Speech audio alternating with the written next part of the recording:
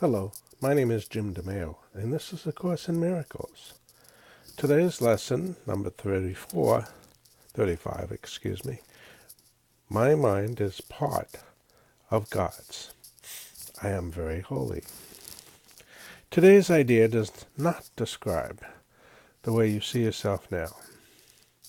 It does, however, describe what vision will show you. It's difficult for anyone who thinks he is in this world to believe this of himself. Yet the reason he thinks he is in this world is because he does not believe it. You will believe that you are part of where you think you are.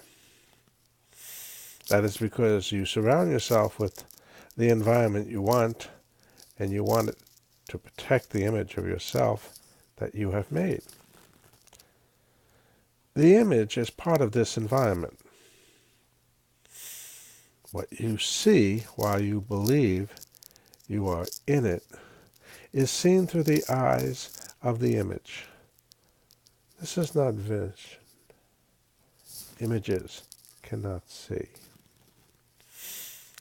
The idea for today presents a very different view of yourself. By establishing your source, it establishes your identity. And it describes you as you must really be in truth. We will use a somewhat different kind of application for today's idea, because the emphasis for today is on the perceiver rather than what he perceives. For each of the 3 5-minute practice periods today, begin by repeating today's idea to yourself. Then close your eyes and search your mind for the various kinds of descriptive terms in which you see yourself. Include all the ego-based attributes which you ascribe to yourself, positive or negative, desirable or undesirable, grandiose or debased. All of them are equally unreal, because you do not look upon yourself through the eyes of holiness. In the earlier part of mind-searching period, you will probably emphasize what you consider to be the more negative aspects of your perception of yourself. Toward the latter part of the exercise period, however, more self-inflating descriptive terms may cross your mind. Try to recognize that the direction of your fantasies about yourself does not matter. Illusions have no direction in reality. They are merely not true. A suitable unselected list for applying the idea for today might be as follows.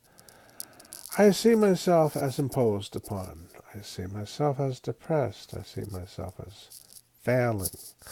I see myself as endangered. I see myself as helpless. I see myself as victorious. I see myself as losing out. I see myself as charitable. I see myself as virtuous. You should not think of these terms in an abstract way. They will occur to you as various situations, personalities, and events in which you figure cross your mind. Pick up any specific situation that occurs to you. Identify the descriptive term or terms you feel are applicable to your reactions to that situation, and use them in applying today's idea. After you have named each one, add, but my mind is part of God's. I am very holy. During the longer exercise periods, there will probably be intervals in which nothing specific occurs to you. Do not strain to think up specific things to fill up the interval, but merely relax and repeat today's idea slowly until something occurs to you. Although nothing that does not occur should be omitted from the exercises. Nothing should be dug out with effort. Neither force nor discrimination should be used. As often as possible during the day, pick up a specific attribute or attributes you are ascribing to yourself at the time and apply the idea for today to them, adding the idea in the form stated above to each of them. If nothing particularly occurs to you, merely repeat the idea to yourself with closed eyes. My mind is part of God's. I am very holy.